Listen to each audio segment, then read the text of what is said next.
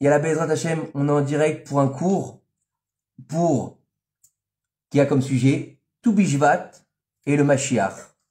J'ai intitulé le cours de Tu Bishvat à Mashiach. Alors on peut se poser la question, mais quel rapport entre Tu Bishvat et Mashiach? Mais avant de commencer le cours, je voudrais remercier la famille Attali de me recevoir ce soir à Jérusalem, Tibane Betikonen, Bezrat Hashem, faut dire Amen. Et c'est le premier cours à l'extérieur que je fais, mis à part en dehors de mon travail. Et donc le commencement, le début des cours à l'extérieur à Jérusalem, c'est une bracha Bezrat Hashem. Et que ça nous apporte la Géoula, la reconstruction de Jérusalem, la libération des otages, Bezrat Hashem en vie surtout. Et que tous nos chayalim y rentrent à la maison en vie et en bonne santé, parce qu'on en a besoin, Bezrat Hashem Itbarach. C'est très important. Et bien sûr, on va dédier toutes les paroles de Torah, les Nishmat Rina Batmouni, Bezrat Hashem, Kekedesh Bouchou, l'englobe dans le Galen, Mikelem, Amen Keneratson. Alors, ce soir, on va essayer de comprendre ce que c'est Tu Bishvat. Bezrat Hashem demain soir, c'est Rosh Chodesh. Rosh Chodesh Shvat. Alors, il y en a qui disent Shevat, il y en a qui disent Shvat. On va pas s'arrêter sur la didactique de comment ça se dit exactement. C'est pas important. Ce qu'on va comprendre, c'est qu'est-ce qu'il a comme essence ce mois. Qu'est-ce qu'il a d'important. Et qu'est-ce que ça a comme influence et comme niveau de religiosité, on va dire, le 15. Parce qu'il faut savoir que Tu Bishvat, donc si on décortique le mot, ça veut dire le 15 Shvat. Pourquoi le 15 Shvat? Chaque fête juive, elle va avoir un nom. On va l'appeler Pessah, on va l'appeler Shavuot, on va l'appeler Sukkot. Et là, on dit, c'est pas un nom, c'est une date. C'est seulement Tu Bishvat. Et nos sages nous disent que c'est Nikra Rosh Hashanah La'ilanot. Tout le monde comprend l'hébreu ou pas? Oui. Tout le monde? Non, je vais traduire. Le nouvel an des arbres. Très bien. Le Rosh Hashanah La'ilanot, il tombe le 15 du mois de Shvat. Et on sait très bien que, au niveau de cette date-là, c'est ce qu'on appelle le renouveau, la régénération, de fêter le renouvellement de quoi? De la vie. C'est quoi le renouvellement de la vie? Il faut savoir que tout au long de l'hiver, les arbres, quand on va passer dans un champ, quelqu'un qui ne connaît rien en agriculture, qu'est-ce qu'il va dire? Il va dire, pourquoi vous gardez ces arbres? Ça sert à quoi? Ils sont tous flétris. Ils n'ont pas de feuilles, ils n'ont pas de fruits, ils sont un peu morts. Et donc, vous devriez raser tout ça et planter à nouveau. Mais l'agriculteur qui est intelligent lui dit, attends, sois patient. Et tu vas voir ce qui va se passer. Et on sait très bien que à ce moment-là, c'est le moment où la terre, elle reprend sa force. Mais il faut comprendre que cette fête-là, elle est réservée à Eretz Israël. Alors quel intérêt de la faire en Chutz La'aretz? Baruch Hashem, on est en Eretz Israël, donc Zachinou, de pouvoir fêter Tu Bishvat correctement. Il faut savoir que les fêtes juives, c'est pas des commémorations. C'est que l'essence de la fête, elle se renouvelle chaque année à la même date. Maintenant, Tu Bishvat, c'est en rapport avec la terre d'Israël et les fruits d'Israël. Quel intérêt de faire ça en Chutz La'aretz, en France, aux États-Unis? Quel intérêt de faire Rosh Hashanah en France, en Angleterre, aux États-Unis? Ça s'appelle un Zecher, un souvenir. C'est juste pour continuer à faire la chose et s'en rappeler. Parce qu'on ne peut pas fêter Rosh Hashanah dignement en France. Par exemple, pourquoi? Parce que Rosh Hashanah, c'est le moment où on va mettre Akadosh Baruch Hu sur son trône. Et c'est un peuple qui va mettre son roi dans sa royauté sur sa terre. Si c'est en France, c'est pas sa terre, puisque la terre d'Akadosh Baruch Hu, c'est Eretz Israël. Comme nous disent nos sages, du début de l'année à la fin de l'année, ses yeux sont rivés sur Eretz Israël. Donc c'est juste une masquerette, c'est juste pour se rappeler, ne pas oublier nos traditions au niveau de nos ancêtres. Maintenant, il faut comprendre que dans cette fête-là, qui est juste une date, c'est en rapport avec la terre d'Eretz Israël. C'est le moment où la terre elle va recommencer à prendre de la force, recommencer à se régénérer et renourrir la terre d'Israël. Et la terre d'Israël, on sait très bien qu'elle a une place très importante dans le judaïsme. Pourquoi? Parce que on voit que la catastrophe principale du peuple d'Israël, elle a eu lieu à cause de la terre d'Israël. Laquelle? Paracha de Shelach Lecha, les explorateurs, ça a entraîné de parler du Lachon Hara sur la terre d'Eretz Israël et qui a fait que de là, Tisha B'Av, la plus grande catastrophe du peuple d'Israël, destruction du premier temple, du deuxième temple et les exils dans lesquels on est jusqu'à aujourd'hui. Pourquoi? Parce qu'on a mal parlé de la terre d'Israël. Ô combien elle est importante, la terre d'Israël. Pourquoi? Parce que c'est la fin du trajet du cheminement d'Akadosh Baruch Hu. On est en train de lire les parachiotes de la sortie d'Égypte. Vous avez tous lu la paracha de Shemot. De Vaïra aussi. On va lire la paracha de Bo si Dieu veut ce Shabbat. La finalité à Akadosh Baruch Hu, qu'est-ce qu'il leur a dit? On va vous sortir d'Égypte. Vous allez venir me servir sur la montagne. Puis ensuite, vous allez rentrer en Eret Israël. Donc la dernière tachana, la dernière station de tout ça, c'est quoi? Eret Israël. Donc le but de la sortie d'Égypte, c'est Eret Israël. Pas la réception de la Torah. Parce que la Torah, elle doit être faite où? En Eret Israël. C'est là qu'on doit faire et vivre notre Torah. Et nos 7 fruits, donc on va parler de ces 7 fruits, ces fameux Eretz, Rita, Seora, Gefen, Utena, Verimon, Eretz, Zaït, Shemen, Udvash. Donc le blé, l'orge, le raisin, donc le raisin, la figue, la grenade, l'olive et la date. Le dvash en Eretz Israël, c'est pas du miel d'abeille. Le dvash d'Eretz Israël, c'est les dates. À tel point que vous connaissez tous cette fameuse phrase, un pays où coule le lait et le miel. D'où ça vient? C'est quoi cette histoire? Alors il faut savoir qu'à l'époque, quand il y avait le Shefa en Eretz Israël, quand c'était l'épopée d'Eretz Israël, l'époque où tout était béni en Eretz Israël, il y avait des fleuves de miel et de lait. Les animaux avaient tellement de lait que ça coulait, que ça faisait des fleuves. Et les dattes étaient tellement immenses et donnaient tellement de miel avec la chaleur que ça faisait des lacs de miel. Donc c'est pour ça qu'on dit une terre qui donne le lait et le miel. Mais il faut savoir que le Shefa d'Eretz Israël, il est plus important que le Shefa qui descend en route Slaret. C'est pour ça qu'on va bénir le 15 du mois, justement, la terre d'Eretz Israël avec cette fameuse Tou Bishvat. On va amener une belle table, on va faire une belle table, on doit mettre une nappe de Shabbat, on doit mettre des belles assiettes, des baumets, un verre de kidouche. C'est pas simplement mettre des fruits et yatsaï et des chova, ça y est, on a fini, on est parti de notre obligation. Non, non. Il faut faire comme si on recevait le roi à table. C'est très important de faire une belle présentation ce soir-là. Maintenant, pourquoi le 15? À quoi ça sert le 15? Quelle importance de vivre le 15? Pessah, c'est le 15. Sukkot, c'est le 15. Tou Bishvat, c'est le 15. C'est super. Très bien. Il y en a un autre. Lequel? C'est Tou Béav. Tou Béav. Oui, si tu veux. Le Tou Béav aussi. Nachon. Il y en a 5. Nachon. Alors, c'est quoi ce 15? Alors déjà, il faut savoir que le 15, au niveau des astres, la lune, elle est pleine. Donc, c'est un bon signe. C'est un très bon signe. Maintenant, derrière ça, si on est venu pour parler de la lune, on n'est pas vraiment là pour ça. On va aller un peu plus chercher pourquoi le 15 il est important dans le judaïsme. Il faut savoir que le Inyan du 15, c'est une union. Une union fondatrice du monde. Ça veut dire quoi? Ça veut dire que comment Hachem a créé le monde, il va utiliser différents niveaux de sphères. Vous avez tous entendu parler des sphères célestes? Il y en a plusieurs. Elles sont divisées en 2 temps.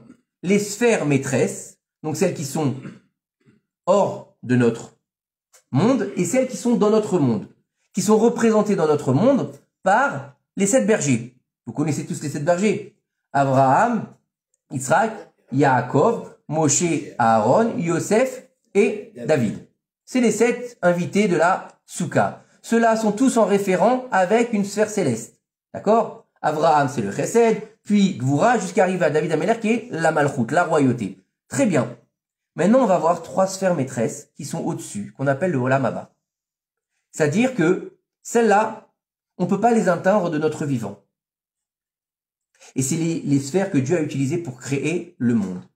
Ça s'appelle les Mochin des Gadlut, les grands cerveaux. Les grands cerveaux, c'est quoi? C'est Chochma, Bina, et qui donne Da'at.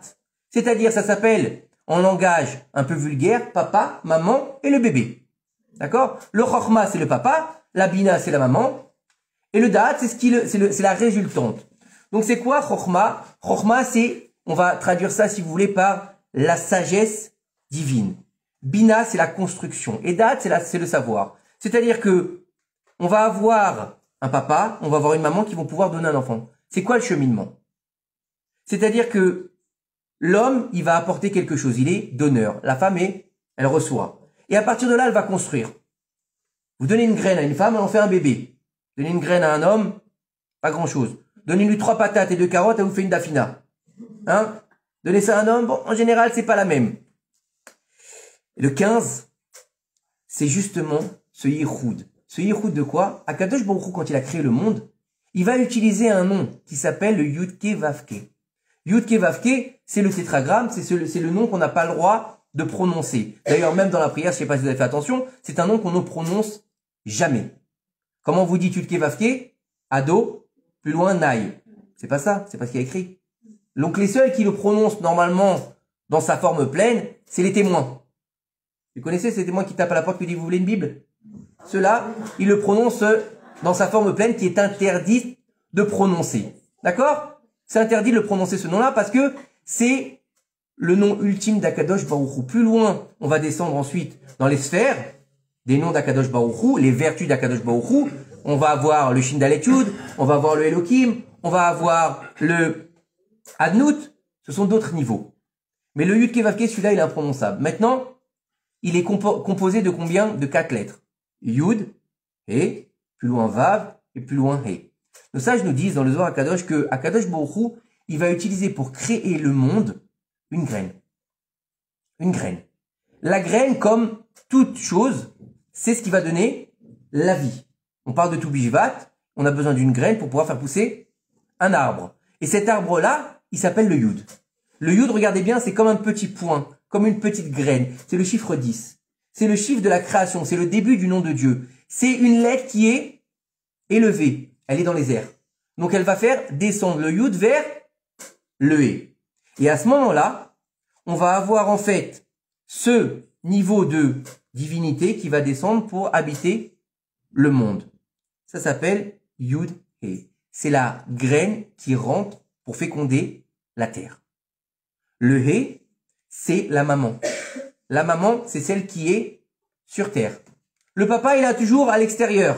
Donc il est Yud. La maman, elle est sur terre. Elle a les pieds posés sur terre comme le He. Qui c'est qui s'occupe de la maison en général?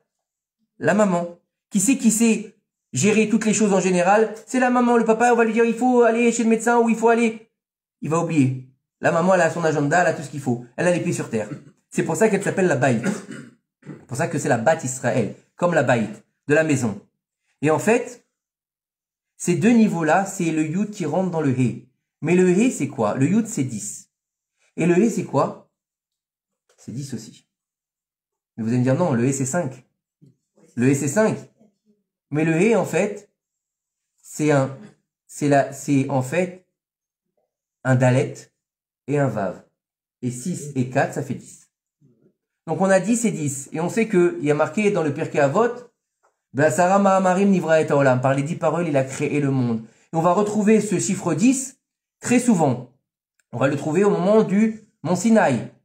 Les 10 commandements, qui sont aussi des paroles. Il n'y a pas de commandement, ça n'existe pas.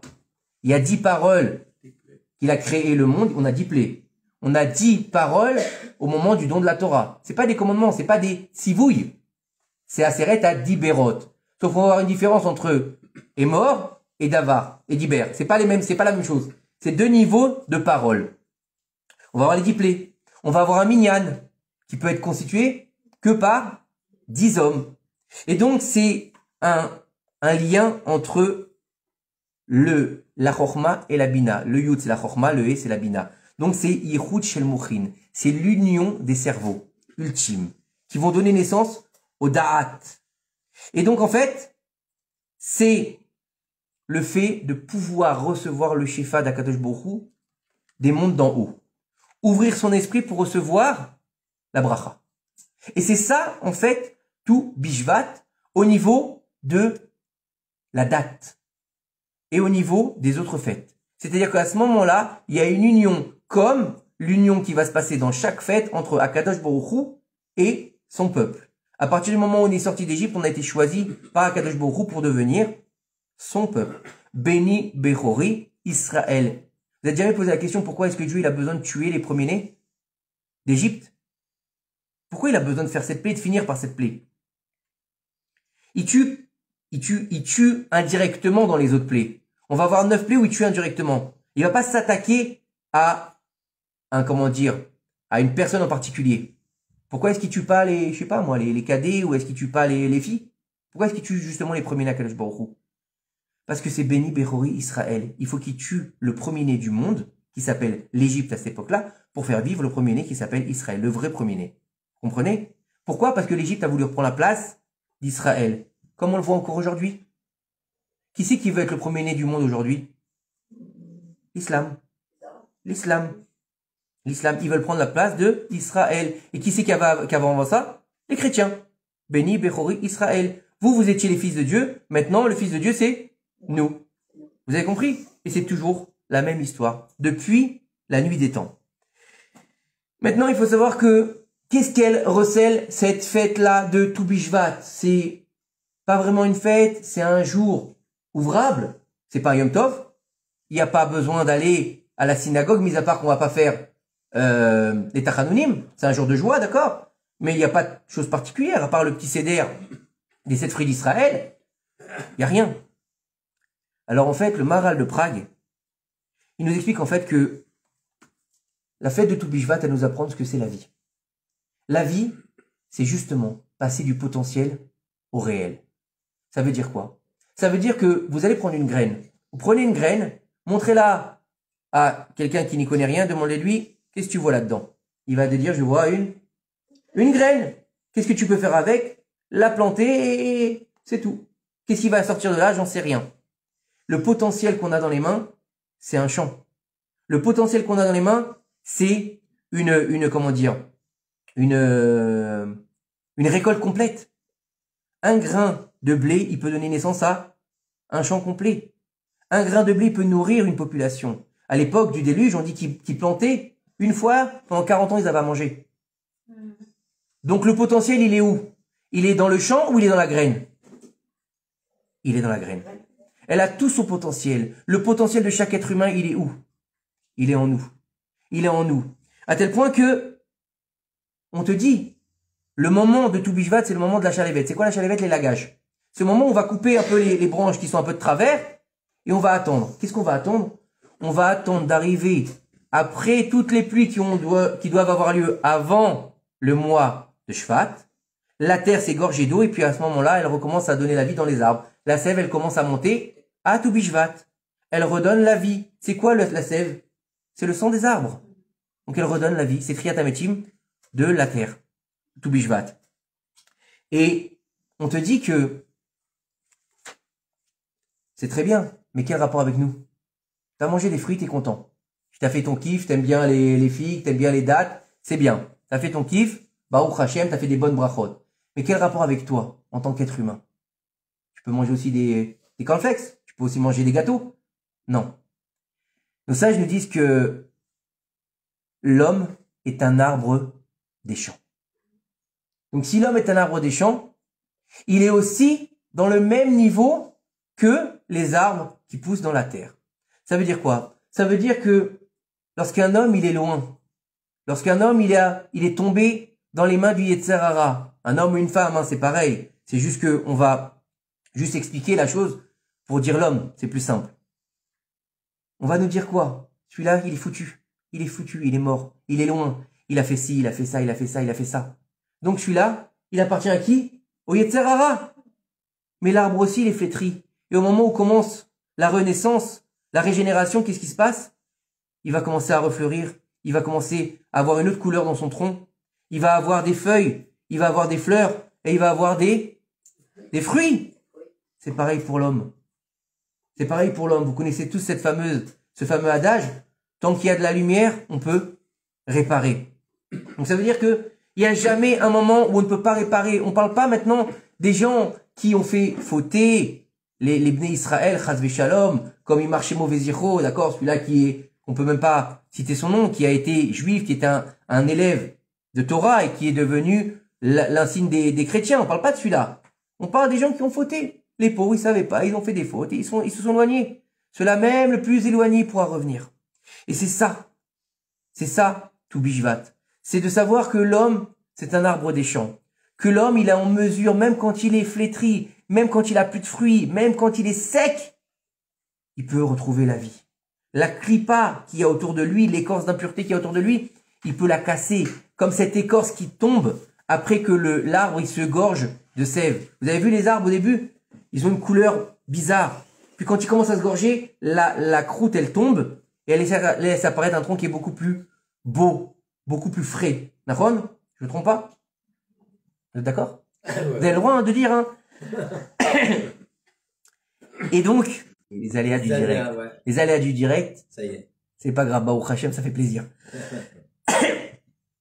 Et donc, on va comprendre par là notre travail pendant le mois de Shvat. Le mois de Shvat, c'est un mois de renaissance. C'est un mois où on doit aller chercher la sève qui est en nous pour la faire vivre en nous. C'est-à-dire qu'on va aller chercher en nous notre mission de vie. Pourquoi on est venu sur Terre? À quoi ça sert de vivre 70 ans, 80 ans, 90 ans, 120 ans, comme on dit, jusqu'à 120 ans? En général, quand tu dis jusqu'à 120 ans, des personnes vieilles, ils te disent laisse-moi tranquille, ça m'intéresse pas. D'accord? Mais concrètement, c'est quoi notre mission de vie? Pourquoi on est venu sur Terre? Pour manger, boire, se reproduire et dormir? Alors quoi? On est comme des animaux, chas v'shalom. On est quoi? On est bardat, on a quand même une réflexion, on a quand même un cerveau, on parle. On a une différence avec les animaux. Donc pourquoi on est venu sur Terre? Est-ce qu'on est venu juste pour attendre que ça se passe? Alors que nos sages nous disent, lorsque tu es venu au monde, c'est le jour où Akadosh Baruch Hu, il a dit, le monde ne peut plus continuer à exister sans toi. Ça veut dire que tu as une mission à faire. À tel point, quoi? Tu lui as dit ça avant? À tel point que quand vous allez faire les courses de Shabbat, vous savez ce qu'il faut dire? Bishvili nivra et haolam. Pour moi, il a été créé le monde. Vous avez jamais remarqué? Vous allez tendre votre main pour prendre une pomme. Vous n'allez pas prendre la première ou la deuxième, vous allez prendre une qui est de l'autre côté. Pourquoi? Pourquoi vous prenez celle-là? Vous prenez jamais celle qui est devant vous. Vous prenez toujours une autre. Et quand vous allez choisir, vous allez prendre une à droite, deux à gauche, trois en haut, deux en bas. Pourquoi? Les tomates, pareil. Parce que leur essence, elle a été créée depuis la création du monde pour vous. Vous savez ça ou pas? Pour moi, le monde, il a été créé.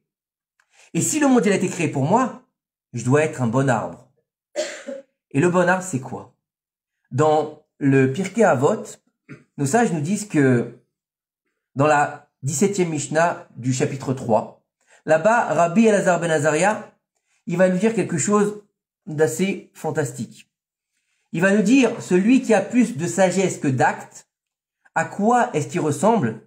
Il ressemble à un arbre qui a beaucoup de feuilles, mais dont les racines sont peu nombreuses. Et au moindre coup de vent, il sera déraciné. Et il nous dit par contre, celui qui a plus d'actes que de sagesse, l'arbre, il ressemble à un arbre qui a peu de feuilles, mais qui a des racines très ancrées dans la terre et très fournies. Même si tous les vents y viennent et ils soufflent, il bougera pas de sa place. C'est quoi le inyan d'avoir plus d'actes que de sagesse ou plus de sagesse que d'actes? Alors en fait, vous connaissez tous la fête de Hanouka. La fête de Hanouka, c'est le premier niveau. On a plus de sagesse que d'actes. On est des mityavnim. On est des philosophes de la Torah. On aime philosopher sur la Gemara, sur la Mishnah, sur le Chumash. On va juste étudier pour se remplir, mais on n'a aucun acte. Mais si tu fais aucun acte, tu as loupé ta mission. Pourquoi? Parce qu'on est sur un monde qui s'appelle le Olam HaAsiya, le monde de l'action. Donc si tu fais rien, tu as loupé le coche. Tu es passé à côté de ta mission de vie. Maintenant, si tu as plus d'actes que de sagesse, ça veut dire que tu vas mettre en action ce pourquoi tu es venu sur Terre. Et donc, tu vas pouvoir te raccrocher à quoi? Tu vas pouvoir te rapprocher à tes ancêtres. Abraham, Yitzhak et Yaakov. Regardez bien tout le livre de Bereshit. Le livre de Bereshit, c'est le livre des pères. Le livre des pères, là-bas, vous pouvez chercher, il n'y a que 3 mitzvot. 3 mitzvot. Pourtant, c'est le plus grand livre de toute la Torah. De tous les parchemins qu'il y a dans le Sefer Torah, le Sefer le plus fourni en nombre de parchemins et en écriture et en grandeur de texte, c'est Bereshit. Concentré. C'est Bereshit. D'accord? Maintenant, il n'y a que 3 mitzvot dans Bereshit. Pourquoi? Parce que c'est pas important. Pourquoi c'est pas important? Parce que derech eretz kadma la Torah. Le savoir-vivre, il doit d'abord apparaître avant la Torah. Pourquoi? Parce que Avant d'être un érudit, sois un homme. Avant d'être un sage en Torah, sois un arbre. Sois un arbre sur lequel on peut se reposer. Sois un papa, sois une maman, et des bonnes midotes. Avant d'être un Talmid Chacham et des bonnes midotes. Pourquoi? Parce qu'on nous dit, quelqu'un qui n'a pas de bonnes midotes et qui est un érudit en Torah, c'est comme un cochon avec un anneau en or dans le nez. D'accord? Ça veut dire, ça sert à rien. Comprenez? Et donc, ce fameux livre de Bereshit, on n'a que des actes. Avraham Avinu, on va commencer avec Avraham, le premier des patriarches. Il fait que faire des choses. Il part de chez lui, il va arriver, il va descendre en Égypte, et sa femme, il fait la guerre. Il fait la guerre pour son neveu. Et puis après, il creuse des puits. Et, il est jamais fatigué. À 99 ans, il doit faire la Brit Mila. Laisse-le tranquille. Et non! À plus de 100 ans, on lui dit, bon, maintenant, tu sais quoi? Tu vas sacrifier ton fils. C'est encore une action. Jusqu'à la fin de sa vie. Et à la fin de sa vie, il revient de l'Akedat Yitzhak, qu'il a passé la 10e épreuve. Ta femme, elle est morte. Qu'est-ce que tu dois faire? Tu vas l'enterrer. Et va faire le mas. C'est encore une action. Il n'a pas où l'enterrer. Comment ça, il n'a pas où l'enterrer? Il doit aller l'enterrer à Marpella. Il doit acheter. Il doit tourner. Il doit chercher jusqu'à qu'il puisse enfin l'enterrer. Et à la fin, on dit Abraham, il est mort avec Shlemut, complet. Baba Yamim. C'est-à-dire qu'il avait complété tous ses jours. Yitzhak, pareil. Regardez l'histoire d'Yitzhak. Yitzhak, c'est vrai qu'il sort pas d'Eretz Israël, mais qu'est-ce qu'il fait? Il creuse. Il creuse. Il plante. Yaakov, il plante. Il s'occupe de moutons. Ils étudient pas la Torah, ces gens-là. Vous avez vu quelque part dans le texte qu'ils étudient la Torah? Nulle part. Nulle part. Nulle part, il y a marqué qu'ils étudient la Torah. On sait qu'ils faisaient toute la Torah, mais c'est marqué où dans le Sefer Torah? Nulle part. Yosef Hatzadik, qu'est-ce qu'il fait toute sa vie? Il nourrit le monde entier. Oui ou non? Moshe Rabbeinu, vous le voyez étudier la Torah? Dans les parachutes qu'on est en train de lire. Moshe, rien qu'il va à droite, il va à gauche, il menace, il parle. On dirait un homme politique, Moshe. Il fait de la politique avec Pharaon. Laisse-les, non, pas toi, moi, oui, non, non. Oui ou non? Aaron, il étudie la Torah? Non plus. Donc en fait, c'est des hommes d'action. C'est des hommes qui doivent marquer leur temps par des actes. Et donc il te dit ici, si cet arbre-là, il a plus de racines, c'est quoi les racines? C'est pas simplement qu'il a des racines. Il se relie à ses racines, à ses ancêtres. Qui c'est? C'est Abraham, Yitzhak et Yaakov, à tel point qu'on doit dire tous les jours, quand est-ce que mes actes, ils seront au niveau des actes de mes pères? Tous les jours, on doit se dire ça. Et ça veut dire que, en fait, quand on va être avec des grandes racines, les vents, ils peuvent se lever. On sera toujours près du torrent. On sera toujours proche de la source. On pourra toujours se nourrir de la source. Il peut y avoir des vents, des problèmes, des pogroms, des otages, leur allez-nous. On sera toujours debout. Le peuple d'Israël, il sera toujours debout. Et il pourra toujours refleurir, se nourrir de cette source, d'accord, qui s'appelle la Torah. Il pourra toujours refleurir et donner ses fruits. Vous connaissez tous cette fameuse histoire. Il y avait un homme, il était très fatigué, il avait beaucoup travaillé. Et il faisait très très chaud. Et il savait pas où s'abriter, parce que il n'y avait pas. Et à un moment donné, il a vu un arbre. Et l'arbre, il avait des grandes feuilles. Il s'est assis sous l'arbre qui lui a donné de l'ombre. Et là, il s'est endormi. Quand il s'est réveillé, il était bien. Il transpirait moins. Il avait repris des forces. Et quand il a regardé l'arbre, il a dit, grâce à toi, j'ai repris des forces. Et grâce à toi, je me sens bien. Quelle bénédiction je peux te donner? Il lui a dit, te dire que ton tronc soit fort, il l'est déjà. Que tes branches soient nombreuses, elles le sont déjà. Que tu aies une belle couleur, tu l'as déjà. Comment je peux te bénir, puisque tu as déjà une telle beauté? Je ne sais pas quoi te dire. Il a dit, je pense que la seule chose pour laquelle je peux te bénir, c'est que tes fruits soient aussi beaux que toi. Et c'est ça le but, que nos fruits soient aussi beaux que l'arbre. C'est quoi les fruits? C'est les enfants qu'on laisse au monde. Un homme, avec quoi il part de ce monde-là? Avec rien. Ni la voiture, ni la maison, ni l'argent. Une main devant, une main derrière, comme on dit. Avec quoi il part? Avec ses mitzvot. Et ce qu'il a laissé surtout, Mechila. Ce qu'il a laissé. Les enfants qu'il a laissés. C'est pas des religieux. Ça, c'est une chose qu'il faut comprendre aujourd'hui. C'est très important dans la génération dans laquelle on vit. Je sais pas si vous sortez un petit peu, vous écoutez un peu ce qui se passe dehors. C'est la catastrophe entre le monde religieux et le monde non religieux en Israël. On essaie de nous faire croire qu'il y a une dissension entre toutes les couches du Ham Israël. Celui-là, il a une kippa sruga, il est pas comme ci. Celui-là, une kippa noire, il est pas comme ça. Celui-là, il a un chapeau, il est pas comme ça. Celui-là, il a pas de chapeau. Il a pas de kippa. il est encore moins bien. Qui a dit ça? Qui est-ce qui sait comment aller dans les Neshama? D'accord? Qui est-ce qui sonde les cœurs et les reins? C'est Akadosh Baruch Hu. Personne d'autre. C'est pas la kippa, c'est pas le chapeau qui fait l'homme. On est tous, aujourd'hui, le sage nous dit, à la fin des temps, il y aura beaucoup de personnes qui seront déguisées. Ça s'appelle Purim. Et ce sera, les masques. Ce sera ça la fin des temps. Et c'est ce qui est en train de se passer. Aujourd'hui, il y a des crises partout. Vous n'avez pas vu le monde religieux, les crises qu'il y a aujourd'hui? Pourquoi? Les masques sont en train de tomber. Ceux qui sont pas vraiment les Shem Shamaïm, c'était juste un costume. Le costume est en train de s'effriter. Et donc, ils découvrent leur vrai visage. Ce sera la fin des temps. Et le Mashiach, il nous permettra de savoir qui est vraiment un homme, un vrai. C'est-à-dire un homme de Torah. Et il faut savoir que la fête de Tou Bishvat a un rapport aussi avec la création du monde. La création du monde, elle se rapporte à quelque chose de fondamental.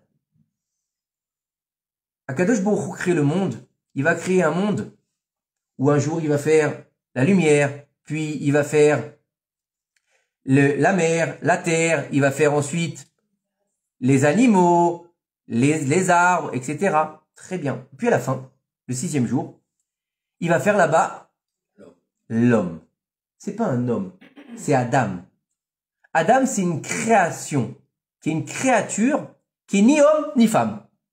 Puisque si vous regardez bien le texte, là-bas il est marqué Zachar Onekeva Baraoto. Il les a créés masculin et féminin, donc c'est pas un homme. Alors appelez ça comme vous voulez, un androgyne, comme vous voulez, d'accord? Mais c'est un homme et une femme, d'accord? À tel point que certains de nos sages le comparent aux Gémeaux. Vous connaissez le signe du Gémeaux? D'accord? C'est Adam et Chava. Mais qu'est-ce qui s'est passé? Akadosh Baruch Hu, il crée cette fameuse entité qui s'appelle Adam. Il n'est pas encore homme, puisqu'il n'est pas encore avec sa femme. Il va lui donner une injonction. La première injonction de la Torah, elle est en rapport avec les arbres. Regardez bien le texte là-bas. Akadosh Baruch Hu, il va dire à Adam, de tous les arbres du jardin, tu peux manger. Donc le premier rapport qu'il y a avec la Torah et avec quelque chose de matériel, c'est un arbre. Donc on est en rapport direct avec Tou Bishvat. Et l'arbre, il s'appelle Etz Hadaat Tov Vara. L'arbre de la connaissance du bien et du mal. Bon, ça aussi, c'est une mauvaise traduction, mais c'est pas grave. On va pas rentrer dans les mots ce soir. Il y en avait un deuxième, qui s'appelait Etz Hachaim. Et celui-là, il n'était pas encore disponible. Et on sait que, il lui a dit, tu dois pas. Tous les arbres que tu manges, de celui-là, tu dois pas manger. Donc déjà, on a une mitzvah positive et une mitzvah négative. Celle-là, tu dois manger, tu mangeras, il lui a dit, et de l'autre, tu ne mangeras pas. Tout le monde connaît l'histoire? Ou non? Tout le monde connaît l'histoire, ça va? Je vais vous l'expliquer. Et donc là, on a un problème. On va devoir rentrer dans une réparation. À partir du moment où Adam Arishon, il a fauté, on va devoir rentrer dans une réparation. On rentre pas dans l'histoire qui est-ce qui a fauté, qui est-ce qui a pas fauté, pourquoi il a fait fauter, comment sa femme elle l'a fait fauter, est-ce que c'est sa femme, est-ce que c'est lui? On rentre pas là-dedans. Est-ce que c'est lui qui a embrayé la faute parce qu'il voulait faire descendre le niveau pour pouvoir avoir le salaire? On rentre pas là-dedans ce soir, c'est encore un autre cours. Mais le Etz Hadaat, à partir du moment où il l'a mangé, il est rentré en lui. Le Yetzer Hara, il était où? À l'extérieur. À partir du moment où il est rentré en lui, on va rentrer dans 6000 ans de tikkun. 6000 ans, on va devoir remettre à niveau. C'est pas une réparation, hein. Le tikkun, c'est mal traduit, c'est une réparation, c'est une remise à niveau. Retrouver l'essence de la chose. Parce que si c'est une réparation, on est tous des mécaniciens. Ok? Et c'est pas ça qu'on est les juifs. On doit faire revenir l'essence qu'il y avait à la création du monde. On a loupé le coche plusieurs reprises. Quand, par exemple? Mis à part la création?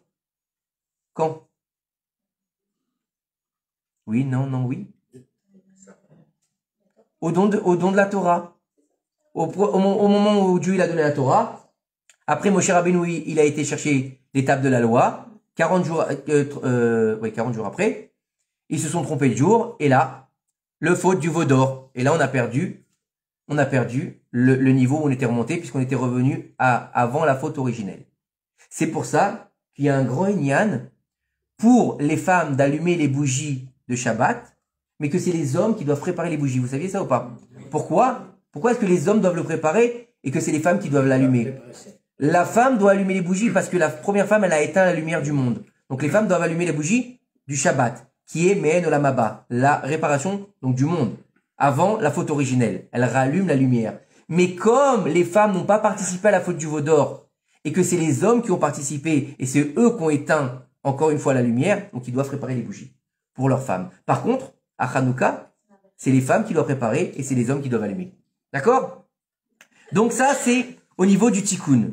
Maintenant, on a un peu embrayé Tou Bishvat. On voit que Tou Bishvat, c'est pas simplement une fête où on mange des fruits, c'est beaucoup plus que ça. Vous êtes d'accord avec moi ou pas? Oui, bien sûr.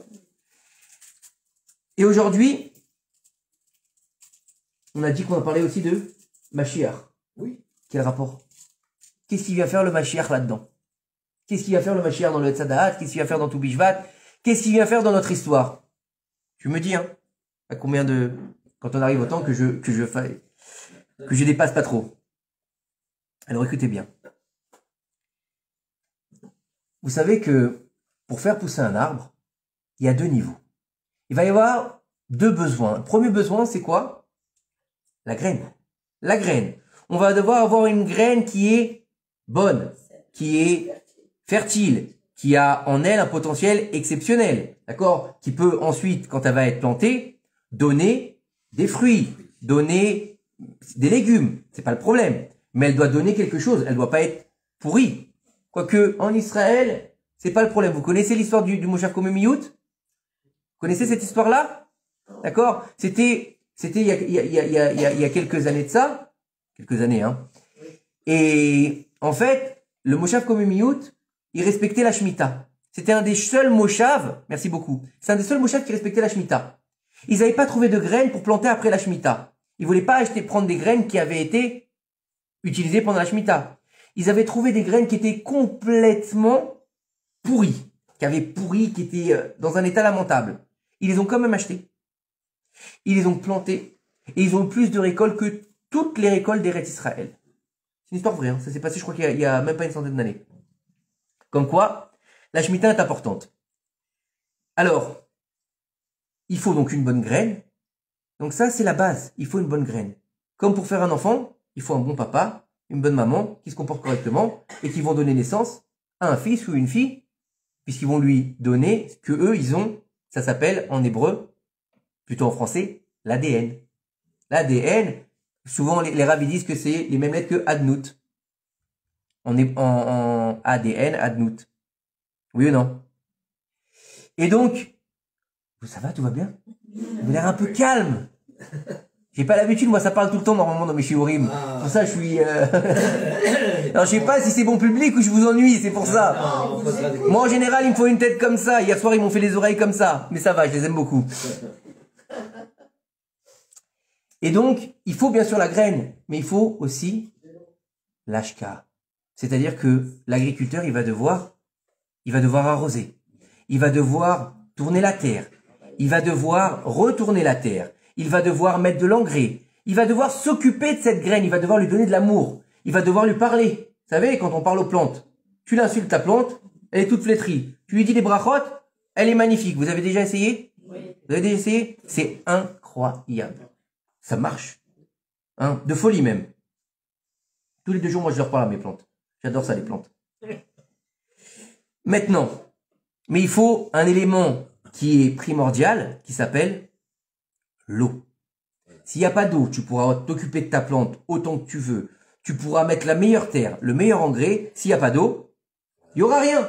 Alors bien sûr, l'eau, c'est la bracha. Ça vient d'Akadosh Baruch Hu. Même si aujourd'hui, on a trouvé des moyens d'avoir de l'eau où il n'y en a pas, comme dans le désert, on fait pousser des tomates, on fait pousser des pastèques, d'accord? Mais à la base, il y a de l'eau. Donc ça, c'est la bracha d'Akadosh Baruch Hu. On a besoin de l'eau d'Akadosh Baruch Hu. Et on appelle l'eau dans la Torah comment? Maïm. Et on appelle la Torah comment? Maïm. Donc on a besoin d'eau, on a besoin de Torah pour vivre. L'eau du monde, c'est Maïm, et l'eau du juif, c'est la Torah. Et maintenant, dans le livre de Bereshit, à un moment donné, on va nous dire que là-bas, qu'il y avait Rocher Alpeneteum, il y avait l'obscurité, d'accord? L'obscurité était latente. Et il y avait marqué là-bas, Veruach Elohim, Merachefet Alpene Amaim. Alors, si on va traduire le verset, et le souffle divin planait au-dessus de la surface des eaux. Très bien. Ça veut dire quoi? Qu'Akadosh Baruch Hu se baladait au-dessus de l'eau, et puis là, il s'est décidé à un moment donné, hop, on va créer le monde. Donc c'est un génie en fait. Comme le génie, hop, il va faire une petite incantation, il va créer un monde. C'est ça Akadosh Baruch Hu? Non, Akadosh Baruch Hu, c'est pas ça. Midrash Tanchuma, il va nous dire que ce Ruach Elohim qui est au-dessus de l'eau, c'est Mashiach. C'est la Neshama du Mashiach qui existe avant la création du monde. Pourquoi? Parce que la raison d'être de la création du monde, vous savez c'est qui? Vous savez c'est quoi? C'est nous. Vous savez pas? Bereshit. C'est peut-être pour ça que le soir, on ne doit pas laisser de l'eau découverte. C'est encore une autre histoire, ça. C'est encore une autre histoire parce qu'il y avait les serpents avant et ils mettaient leur venin, mais c'est encore une autre histoire. C'est la touma qui se met sur l'eau. C'est pour ça qu'on se lave les mains avec de l'eau le matin pour enlever la touma du soir. D'accord? C'est comme la mort. Maintenant, au niveau de cette neshama, Bereshit bara Elohim, vous allez traduire au commencement Dieu créa le ciel et la terre. Faux. Pour le Réchit, Bereshit. D'accord? Pour les hébraïsants, B, c'est une conjonction pour le Réchit. Pourquoi? Réchit. Alors, il y a plusieurs Réchit, il y en a 5. Un des Réchit, il s'appelle Israël. Alors, c'est quoi Israël? C'est pas le drapeau, c'est pas les merguez Ayom Ha'atzmaut, d'accord? Bereshit, c'est quoi? C'est la neshama collective du peuple d'Israël, qui est la raison d'être de la création du monde. Dieu, il a décidé de créer le monde par le chesed. Chesed, Aolam, chesed Ibané. Ça veut dire quoi? Sur qui il fait le chesed Akadosh Baruch Hu? De la bonté pour qui? Il est tout, il contrôle tout, il est infini. D'accord? Il est même pas définissable Akadosh Baruch Hu. Vous pouvez même pas dire qu'il est tout, puisqu'il comprend le tout. C'est pour ça qu'on l'appelle le En Sof infini, en fait. Il y a pas de limite. Dès que tu lui dis au moment qu'il est tout, ça veut dire que tu le limites. C'est pour ça qu'il y a un problème aussi, c'est quand tu dis, je vais monter vers Dieu. Ça veut dire qu'il est dans le ciel, et pas sur la terre, et pas autre part. Et les nuées de gloire, elles étaient partout. En haut, en bas, à droite, à gauche, devant, derrière. Il est partout. Maintenant, écoutez bien. Cette fameuse Neshama, qu'est-ce qu'elle fait là? C'est la Neshama du Mashiach. Cette Neshama du Mashiach, elle va devoir se matérialiser dans le monde pour réparer la faute d'Adam Arishon, puisque lui-même, à la base, c'est lui déjà c'est le Mashiach. Mais non, c'est lui-même le Mashiach. Parce que si il réalise l'injonction divine, c'est-à-dire, tu ne mangeras pas de l'arbre de la connaissance du bien et du mal. D'accord? Quand est-ce qu'il a été créé, Adam? Vendredi. Tous les vendredis, qu'est-ce qui se passe? On est dans le lachat. Pourquoi on est dans le lachat? Parce que Shabbat y rentre. Shabbat y rentre. 6 heures avant Shabbat. La faute originelle. S'il n'avait pas mangé de l'arbre de la connaissance du bien et du mal, il rentre dans Shabbat, il mange du Etz Chaim, l'arbre de la vie. Comme on dit tous les Shabbats, Etz Chaim, il a marazikim, bah. D'accord? C'est celle qui te tient, c'est quoi? L'arbre de vie. Il aurait mangé d'abord le Etz Chaim, l'arbre de vie, puis le Etz Da'at, et il aurait déjà réussi à faire le Tikkun Olam, le Tikkun du monde entier. Mais comme il est tombé, donc on va devoir maintenant réparer. Et cette Neshama-là, elle va devoir venir faire écho à ce niveau-là. C'est qui? C'est quoi? C'est quoi le Mashiach? C'est quoi? Comment? C'est nous? Oui et non. C'est quoi le Mashiach? Alors il faut savoir que, déjà, d'où est-ce qu'il vient le Mashiach? À quel moment est-ce qu'on va rencontrer le Mashiach dans la Torah? À quel moment on va parler de lui dans la Torah? Que si on regarde bien, il y a marqué nulle part. Il y a juste marqué, si, le Kohen à Mashiach. On va parler du Kohen à Mashiach. Mais ça, c'est Aaron à Kohen quand il va être dans son service dans le Mishkan. Mais le Mashiach en soi, celui, vous savez, tout celui qu'on imagine avec une cape et Superman. Celui-là, il est sur un âne. Sur un âne. Non mais, qui c'est celui-là? D'où il vient? Où il est? Si cette Neshama, elle était déjà là, à la base, à la création du monde, elle est où? Elle est où? Comment? Pour moi, je dis elle est en nous. Elle est en nous. Elle plane au-dessus de nous. Vous êtes prêts? Alors là, on va savoir où est-ce qu'elle est la Neshama du Mashiach. La Neshama du Mashiach, où est-ce qu'on la trouve? La Neshama du Mashiach, elle va commencer son travail depuis la création de l'homme. Elle va être à l'intérieur de l'homme, à tel point que le Or HaChaim HaKadosh, il va nous dire, Adam Arishon, c'était Ilan Kadosh, un arbre saint.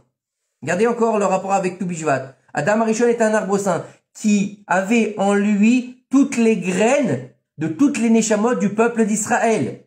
Donc c'est un potentiel de délivrance. Donc il avait aussi la Neshama du Mashiach. À partir du moment où il a fauté, qu'est-ce qui se passe? Nos sages nous disent il y a eu plusieurs niveaux. Explosion, bien sûr spirituelle, il n'a pas explosé lui-même. Explosion de toutes les Neshamot qu'il a en lui. Elle part dans divers endroits. La majeure partie, elle tombe où? En Égypte. C'est pour ça qu'on doit aller en Égypte. Pourquoi on n'a pas été exilé autre part? C'est les nitzotzot, les étincelles divines. Ces étincelles divines, elles sont plusieurs niveaux. Certaines tombent en Égypte, certaines tombent en France, autre part. Et il y en a certaines qui sont des neshamot particulières. Comme la neshama du Mashiach. Celle-là, elle tombe dans ce qu'on va appeler les clipotes. Vous savez ce que c'est les clipotes? Les écorces d'impureté. Akadosh Baruch Hu, lorsqu'il a créé le monde pour donner le libre arbitre, il va faire une chose qui s'appelle Ze Zéomadze Ashta Elohim. Ça veut dire quoi? C'est-à-dire que il peut pas faire que la sainteté, que la pureté. Pourquoi? Il n'y a plus de libre arbitre. Vous imaginez, si tout le monde est pur, tout le monde est saint, il n'y a pas d'Yetzerara, c'est le monde des bisounours. Oui ou non? Il n'y a pas de problème. On vit tous, on est tous des rabbins, on est tous des rabbanites, on est tous des tzadikim, d'accord? Mais non, on n'a plus de libre arbitre. On n'a plus de libre arbitre. Donc Akadosh Baruch Hu, il va mettre en place ce qu'on appelle Kochot Atum'a, qui s'appelle dans la Torah Tov Meod. Tov Meod, dans la création du monde, Tov Meod, c'est qui? Là-bas, il nous dit nos sages, c'est le Yetzerara. Il est Tov Meod. Pourquoi? Parce qu'il vient servir aussi les intérêts d'Akadosh Baruch Hu. Maintenant, pour pouvoir nourrir le monde, on sait très bien que si Dieu il est sainteté, il va nourrir le monde avec cette sainteté. Mais de quoi va se nourrir cette impureté? Cette Toum'a. De quoi va se nourrir? Eh ben, va se nourrir de la pureté, justement. De la sainteté, de la pureté. De qui? Des Neshamot Théorot, des grandes Neshamot du peuple d'Israël. Et en fait, la Neshama du Mashiach, elle va tomber au plus profond des clipotes. C'est-à-dire, imaginez, d'accord, vous avez une grande poubelle, d'accord, les Havdil, bien sûr, hein, c'est juste pour imaginer, vous avez une grande poubelle où tous les gens y mettent la poubelle de Shabbat, d'accord, après Shabbat, celle qui est bien pleine, d'accord. Et tout en bas, d'accord, le vendredi matin, il y a quelqu'un qui a fait tomber sa bague de fiançailles. D'accord? Et il s'en rappelle, samedi soir, après Shabbat, 2 heures après Shabbat. Va récupérer la bague. Qu'est-ce qu'il va falloir faire? Il va falloir enlever, rentrer dans la saleté au plus profond pour récupérer la bague. D'accord? Oui ou non? La même chose. La même chose pour récupérer la Neshama du Mashiach. Neshama du Mashiach, elle est là-bas. Neshama de David Amelech, elle est là-bas. C'est le même. David Amelech et le Mashiach, puisque c'est lui qui donne naissance au Mashiach. Mais c'est beaucoup plus profond que ça. Ça va, tout va bien jusque-là? Tout le monde suit, il n'y a pas de questions? Vous avez le droit, hein, si vous voulez poser des questions. Hein. Ça vous intéresse? Oui. Bien. Ça fait plaisir. J'en ai des questions. Alors, en tout cas, je suis très content. Merci beaucoup. Merci beaucoup de me recevoir. Ça me fait très plaisir. Alors, écoutez bien. Le Mashiach, il apparaît nulle part dans la Torah, c'est vrai. Le Mashiach, il n'a pas de présence. Il est juste en filigrane dans la Torah. Comme le fruit défendu. Le fruit défendu, c'est pas une pomme. Ça n'existe pas, la pomme, chez nous. La pomme, c'est qui? C'est les chrétiens. Et aujourd'hui, c'est Apple. Eh oui, c'est une pomme qui est croquée. Vous croyez quoi? Le fruit défendu, le Etz Ada Tov Vara, aujourd'hui, il est matérialisé dans quoi? Internet. Internet, t'appuies sur la pomme, tu vois un Dvar Torah, t'appuies sur la pomme, tu vois ce qu'il faut pas. Oui ou non? C'est le Etz Ada Tov Vara, qui est matérialisé dans la connaissance. Etz Adaat Tov Vara. Adaat, la connaissance et le savoir. Quand est-ce qu'on a eu plus de connaissances? Ces dernières années. Tu peux apprendre toute la vie sans sortir de chez toi. Comment ça se fait? C'est le Etzadat. C'est le Etzadat qui s'est matérialisé autrement. À chaque génération, on va avoir un Etzadat qui va se rematérialiser. On va être Sadat qui va avoir encore avec lui tous les personnages de la faute originelle, c'est-à-dire Adam, Chava et le serpent. Vous savez ou pas ça? Ils vont se matérialiser, je vous donne juste la petite parenthèse. Par exemple, au moment de la bénédiction d'Yitzhak qui veut bénir Esav. Vous vous rappelez, Yitzhak qui veut bénir Esav, il veut pas bénir Yaakov. Qui c'est qui rentre? Yaakov. Et qui c'est qui lui dit d'aller se faire bénir? Sa mère. Oui ou non? Rivka. Donc on a Rivka, c'est Chava. On a Yaakov, c'est Adam, puisque vous savez que Yaakov et nous, c'est Adam Meforach. C'était l'étincelle divine de Adam Arishon. D'accord? Le serpent, c'est Esav. Et quand il rentre, Yaakov, dans la tente, qu'est-ce qu'il dit son père? Il y a un réar du Gan Eden. Ça sent le Gan Eden. Ils sont au Gan Eden. C'est pour ça que sa mère, elle lui dit, vous avez jamais tilté sur cette phrase bizarre? Rivka a dit à son fils, t'inquiète pas. Il lui dit, Yaakov, maman, j'ai peur, s'il me reconnaît, il va me maudire mon père. T'inquiète pas, les malédictions sont sur moi, elle lui dit. Alors, tu maudis Chas Shalom quelqu'un, sa mère va dire, non, non, t'es pas maudit, c'est moi. Ma Kécher. C'est les malédictions qu'elle a reçues quand elle a fait la faute originelle. D'accord? On va les revoir bien plus tard. La fête de Purim. La fête de Purim. Mordechai, Esther, Aman. Aman. C'est qui Aman? Il est pendu sur un arbre. Et vous savez où on trouve Aman? Amin Haetzazé. Amin Haetzazé dans la Torah Parashat Bereshit, c'est Aman, puisqu'il n'y a pas de voyelle dans la Torah. Ok? Donc à chaque époque, on va les retrouver. Maintenant, Parashat Vayeshev. Alors c'est pas un cours sur la Parasha, mais il faut comprendre qu'il y a une histoire qui est très bizarre. On va voir une histoire où on va voir Yosef qui descend en Égypte. Il est vendu par ses frères, il le déteste, et lui, il va aller chez Potiphar, il est vendu à des Ishmaélim, il est vendu à des Kenaanim. Bref, il arrive tant bien que mal à arriver chez Potiphar. Mais entre-temps, entre l'histoire de Yosef, à un moment donné, ça s'arrête. Oui. On a une histoire qui nous dit que Yehuda, il est descendu devant ses frères. Ça veut dire quoi? Il est descendu de niveau devant ses frères. Et il commence à être repoussé par ses frères. Yehuda, il va aller épouser une Knaanite. Qu'est-ce que c'est que ça? Yehuda qui épouse une femme qui est Knaanite, alors que Abraham, il a dit à Eliezer, sûrement pas que mon fils, il épouse une Knaanite. Yitzhak, il n'a pas épousé une Knaanite. Yaakov, il doit pas épouser une Knaanite. Comment ça se fait que Yehuda, la tribu qui représente la royauté, elle peut épouser une Knaanite? Ça n'a pas de sens. Ça n'a pas de sens, ça va pas. Et qu'il est descendu. C'est quoi la descente? Il est dans les ténèbres. Il est dans les ténèbres. Et Rocher, Verachefet, et il y avait l'obscurité. À partir du moment où l'obscurité, elle est là, il y a toujours le Mashiach. Il y a toujours la réponse à un problème. Moshe Rabbeinu, il vient avant ou il vient après l'esclavage? Après, mais l'essence de Moshe, elle arrive quand? Juste au moment où on rentre en Égypte. Qui c'est qui naît là-bas? Yocheved, elle naît à l'entrée en Égypte. Qu'est-ce qui se passe d'abord? D'abord Esther, elle est reine ou d'abord Haman, il est premier ministre? D'abord Esther, elle est reine. Oui ou non? Toujours la même chose. Toujours, là, il va y avoir l'antidote avant le poison. Alors écoutez bien. Lorsque Adam Arishon, il a fauté, d'accord?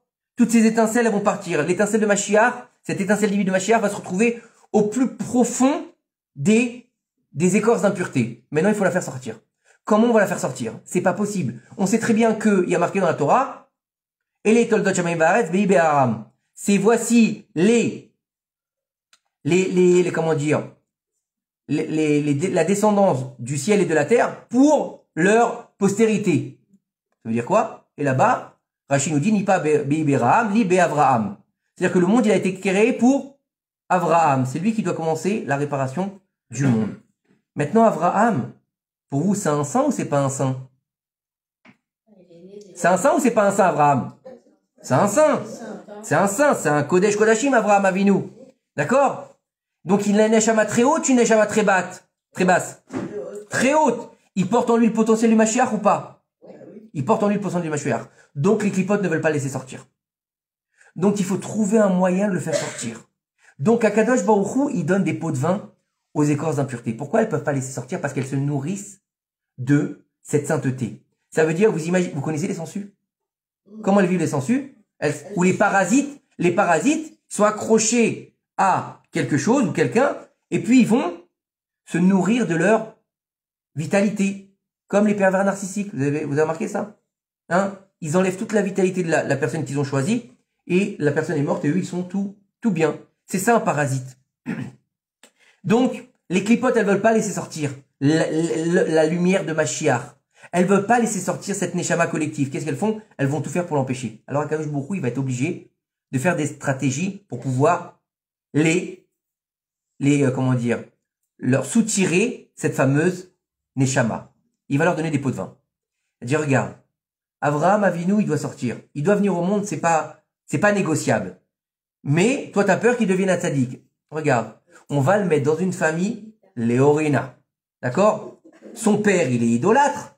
Sa mère, elle est idolâtre. D'accord? Son père, il était vendeur d'idolâtrie. D'accord? Sa mère, au moment où ils se sont unis, elle était Nida. Donc, il n'y a aucune chance que ça devienne un tzaddik. C'est impossible. Celui-là, il a tout pour devenir un vendeur d'idoles ou d'aller finir fumeur de joint à Châtelet. D'accord? Il a rien pour lui. Il a rien pour lui. Il vit qu'avec des idolâtres. D'accord? Qu'est-ce qu'il a pour lui, Abraham Avinu? Rien. Déjà, à la base, il a un bgam. Il a un défaut, puisqu'il est fils de Nida. Non. Donc, Abraham Avinu, il est déjà avec un problème. Il est déjà entaché de la Zohamat Anachash. C'est quoi la Zohamat Anachash? C'est la semence du serpent. La semence du serpent, c'est quoi? Nida. Vous saviez ça ou pas? Puisque c'est quoi Nida? C'est la mort. Qu'est-ce qui a amené la mort? Le serpent, quand il s'est, entre guillemets, accouplé avec Rava. C'est spirituel, bien sûr. Hein. Donc sa semence, ça a donné naissance à Caïn. Caïn, qu'est-ce qu'il a fait? Il a engendré la mort sur terre, il a tué son frère. C'est la mort. C'est que la mort. Donc on continue. D'accord? Mais Abraham Avinu, qu'est-ce qu'il a fait? Il a fait s'éveiller toute la pureté. Il a décidé d'être le premier pied du Merkava d'Akadosh Baruch Hu, de devenir le père de la nation d'Israël. Le père de toutes les nations, puisque c'est lui qui va donner naissance aux 3 grandes religions. Mais qui plus est, à la nation d'Israël, puisque Akadosh Baruch Hu lui dit, en Israël sera ta descendance. Vous êtes d'accord avec moi ou pas? Ishmaël, tu laisses de côté, lui aussi, il lui dit, comme il lui dit, lui aussi sera une grande nation, mais c'est en Israël que sera ta descendance. D'accord? Et puis, on voit que Avraham Avinu, donc il va déjà mettre en place le process de Mashiach. Mais Avraham Avinu, il doit avoir d'autres personnes qui vont l'aider à faire venir ce Mashiach. Et on voit qu'Avraham, il va prendre plein de personnes avec lui. Et qui plus est, il va prendre son neveu, Lot. Lot. Avraham, c'est un tzaddik, oui ou non? Lot, c'est un tzaddik, oui ou non? Lot, c'est le plus grand des tordus du monde. D'accord? Lot, c'est pas du tout un tzaddik. Lot, il est attiré par l'argent et la débauche. D'accord? C'est pour ça qu'il s'installe à Sdom. Vous n'avez jamais posé la question?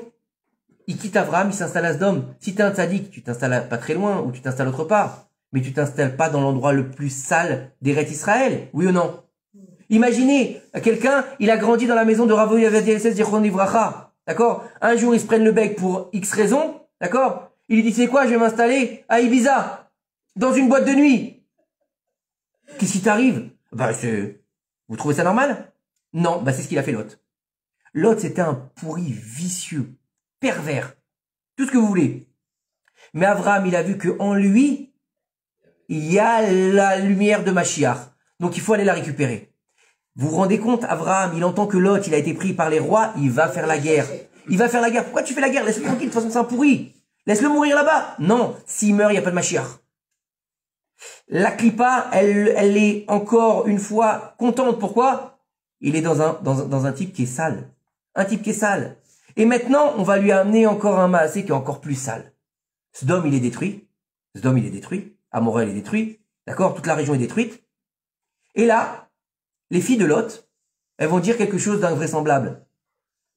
On est les dernières survivantes de la terre. Il n'y a plus rien autour de nous. On va devoir repeupler le monde. Avec qui? Avec papa. Ça s'appelle un inceste. C'est propre ou c'est sale? C'est plutôt sale. D'accord? C'est plutôt sale. Donc la Klippa, elle se réjouit. Qu'est-ce qui va sortir de là? Rien. Que de la pourriture. Vas-y. carte blanche. On peut laisser passer la lumière du Mashiach dans cette union. Pourquoi? Parce qu'elle est très sale. À tel point que la première fille de Lot, elle va valider son Maasé dans le nom de son fils. Amon. Non, Moab, pardon. Moab, de mon père. Mi-Av, ça veut dire. De mon père, c'est-à-dire qu'elle se cache même pas. D'accord? Elle est orgueilleuse de ce qu'elle a fait. Elle est contente. Elle avait une bonne kavana. Elle avait plus qu'une bonne kavana. Elles ont fait ça, les Shem Shamaïm. D'accord? Donc elles ont redonné la vie à la Neshama du Mashiach, les filles de Lot. C'était des tzadékettes, des grandes tzadékettes. Tout ce qu'elles ont fait, les Shem Shamaïm, c'est pour ça qu'il y a eu un miracle avec elles. Vous croyez qu'elles étaient dans un bar? Vous avez jamais posé la question pourquoi il y a une bouteille de vin? Pourquoi il y a une bouteille de vin? Ils sont dans une grotte. Sodome vient d'être détruit. D'accord? On se retrouve dans une caverne, à 3 personnes, et une bouteille de vin. Qui c'est qui a amené la bouteille de vin? C'est Dieu. C'est Dieu. C'est Dieu. D'accord? Vous n'avez pas remarqué que leur mère, elle meurt quand? À la sortie de Sodome. Pourquoi elle meurt? Pourquoi elle meurt, cette femme? Parce qu'elle n'a rien à faire dans l'histoire du Mashiach. Parce que l'histoire du Mashiach, elle doit passer par Lot et ses 2 filles. Pas par la mère. On n'en a pas besoin. Elle est hors histoire. C'est pas fini. C'est pas fini. Cet acte de débauche qu'elles ont fait avec leur père, d'accord? D'accord? Elles ont fait illuminer au plus haut point dans la Touma, donc dans la pureté, la lumière du Mashiach. Et un peu plus loin au niveau des sphères célestes, c'est-à-dire que le Abba, donc la Chochma, qui est Abba, le papa, on a dit tout à l'heure, elle s'accouple avec sa fille, Bat. C'est-à-dire que c'est le plus haut niveau de révélation des Mochim des Gadlout. Donc on est dans un niveau où on passe plus par des étapes, on passe en direct pour la révélation messianique. Sauf que, on n'est pas encore prêt. On n'est pas encore prêt. D'accord? Elle sait qu'elle a besoin de cette clipa. Pour l'instant, on est dans le mauvais ou on est dans le bon? Mauvais ou bon? On est dans le mauvais. On n'est que dans la débauche. Abraham, il n'a pas encore fait son service. Tout n'est pas clair. On va voir Yitzhak, Yaakov. D'accord? La Shrina, elle se nourrit de quoi? De justement de ces bons actes. D'Abraham, Yitzhak, Yaakov. Il faut mettre en place. Et la clipa, elle va se nourrir de tout ce qui se passe au niveau de ces Neshamot-là, qui sont grandes, mais qui sont pas encore sorties, qui sont pas encore révélées. Et qui sont dans des actes qui nous paraissent sales. D'accord? C'est pour ça que, regardez bien dans la génération dans laquelle on vit, souvent vous avez des parents qui n'ont rien à voir et vous avez des fils. Blainara, c'est des érudits en Torah, ils ont des midotes de folie, ils sont... Comment ça se fait? Justement, la clipa les a mis là-bas pour qu'il y ait un qu'il coule, pour qu'ils puissent être détruits. Et eux, ils ont réussi à passer le challenge du Yetzer Hara, ils sont devenus ce qu'ils devaient être. C'est pas fini. D'accord? La clipa... Comment? Comment ça? Bien sûr, des fois il y a le contraire. Mais c'est pour faire sortir les grandes neshamot, pour faire sortir les grandes neshamot, étant donné que c'est difficile pour la clipa puisqu'elles sont nourries. C'est comme si vous la débranchez de la prise. Ça veut dire qu'elle a plus de batterie. Au bout d'un moment, elle va s'éteindre. Et elle veut pas s'éteindre, la clipa. Pourquoi? Parce qu'elle veut justement gouverner le monde. C'est toute la bataille dans laquelle on vit. Le côté obscur contre le côté de la lumière. C'est ça, le secret de la fin des temps. C'est quoi la fin des temps? C'est quoi la guerre qu'on est en train de mener? L'obscurité contre la lumière. L'impureté contre la pureté. Le bien contre... Non, il n'y a pas de mal. Il n'y a pas de mal. Le bien contre le moins bien. Oui? Et juste pour savoir, c'est-à-dire que si on est dans un cas... Excuse-moi. Si on est dans un cas... Un peu plus fort, on n'entend pas. Ah, ok.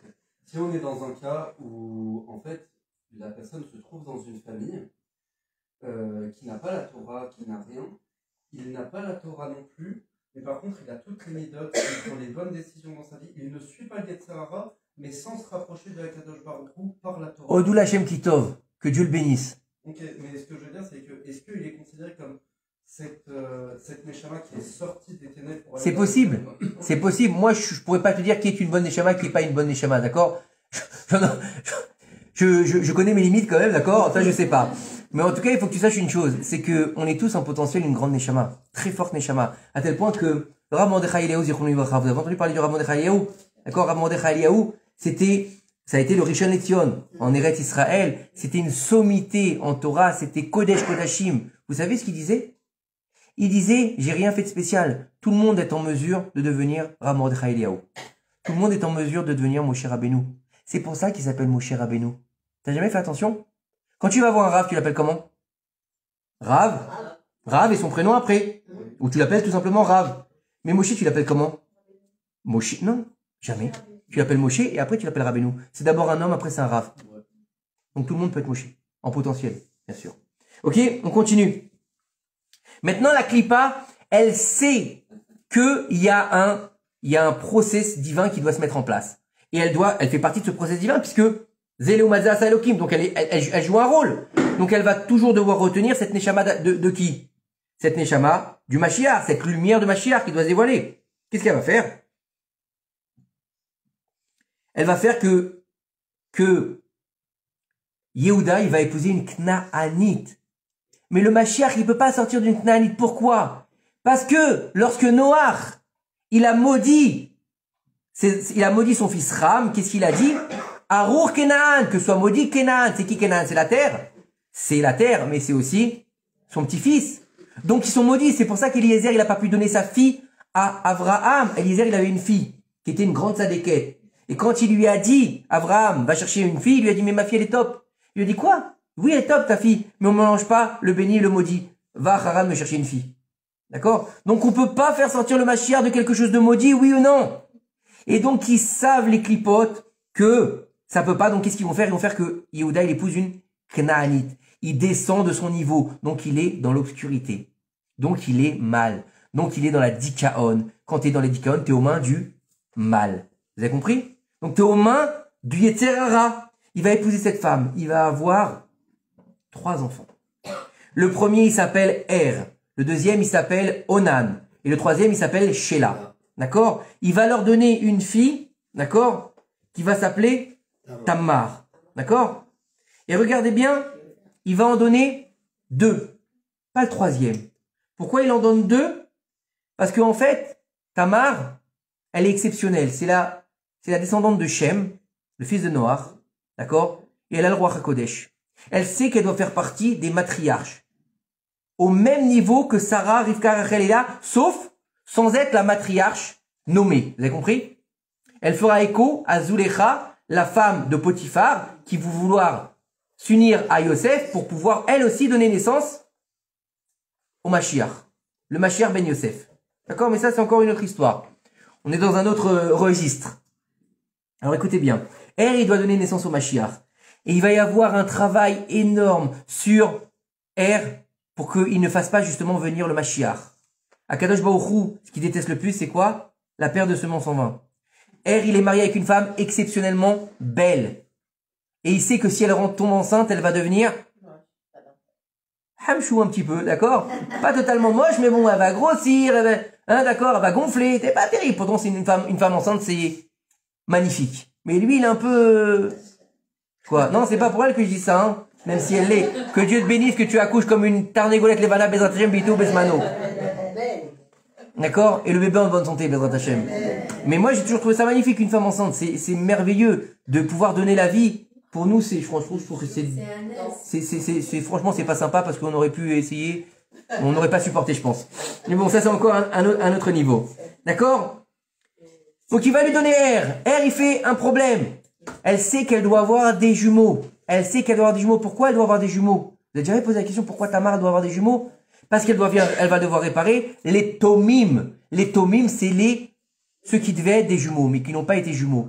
Esav et Yaakov. Ils s'appellent pas Théomim, ils s'appellent Tomim. Donc ils sont pas Théomim. D'accord? Donc elle va devoir donner naissance, puisque, en fait, à la base, Esav c'est quoi? À la base, s'il avait travaillé ses midotes, c'était le 4e patriarche. Le 4e. D'accord? Il a un peu tourné... C'est pas grave. Alors écoutez bien. Maintenant, il va... Comment? Il a pas un peu... Il a beaucoup tourné. R, il délire. Ok? Il fait sa bêtise. C'est pas grave. C'est grave, mais bon, hors circuit. Onan, il va devoir épouser sa femme parce qu'il lui a pas donné d'enfant. Ça s'appelle le hiboum. Maintenant, pour pouvoir faire le hiboum, il peut récupérer combien? Son frère qui est décédé. Il veut pas donner d'enfant à sa sa belle-sœur, en fait, quelque part. Pourquoi? Parce qu'il dit, ces enfants, ils m'appartiennent pas. Donc, je n'en aurai pas de Chelek. Il fait la même chose que son frère. Il meurt. Et il doit lui donner Sheila. Pourquoi il ne lui donne pas Sheila? Parce que le hiboum, c'est sur combien? Sur un ou deux frères? Un seul.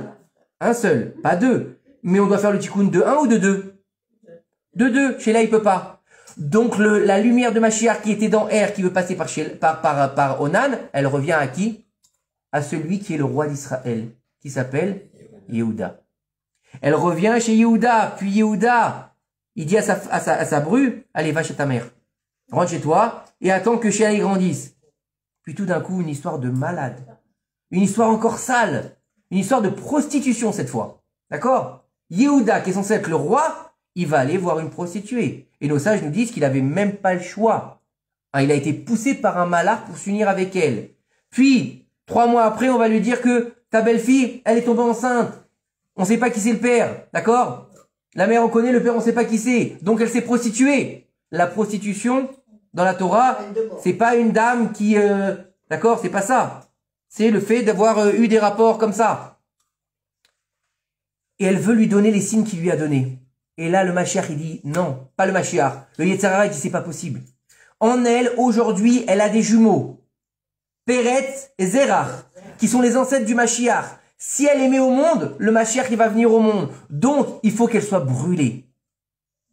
Et donc, qu'est-ce qu'il fait? Il lui avait donné son bâton, son seau et sa cape. Hein, Batman. Ok? Pas du tout. Il lui a donné son sceptre, puisque c'est le roi. Il est en train de lui transmettre la royauté à Tamar. Il lui a donné son bâton, c'est son sceptre. Il lui a donné son cape, c'est sa glima du roi. Et il lui a donné le seau, c'est sa Brit Mila. C'est la Krotemet d'Akadosh Baruch Hu. C'est ça qu'il lui a donné. Vous croyez qu'il lui a donné des signes? Comme ça? Maintenant, plus loin que ça. Au moment où elle veut lui rendre, lui montrer les sceaux, elle veut lui dire, je ne dirai pas qui m'a mis en enceinte, je veux pas te faire honte. Mais voilà, c'est celui qui appartient. Nos sages nous disent que les clipotes, elles ont été prendre les 3 signes, elles les ont cachés. À tel point qu'Akadosh Baruch Hu, il a dû faire intervenir un malach pour aller les récupérer et les rendre à Tamar juste au moment où elle allait être brûlée. Vous vous rendez compte que quand même, Tamar, elle est devant un Bet Din qui est composé de Yaakov Avinu, de tous les frères, et de Yehuda qui siège à la tête du Bet Din. Vous imaginez le truc? Et comme c'est la petite fille de Shem, et que Shem il est considéré comme Cohen, dans la Torah il y a marqué, une fille de Cohen qui fait de la prostitution, elle sera brûlée. Non, brûlée. Une fille normale qui fait de la prostitution, qui n'est pas Cohen, elle sera lapidée. Étant donné qu'elle est la fille de Cohen, elle doit être brûlée. Juste au moment où elle va rentrer dans la fournaise, on lui rend ces fameux gages.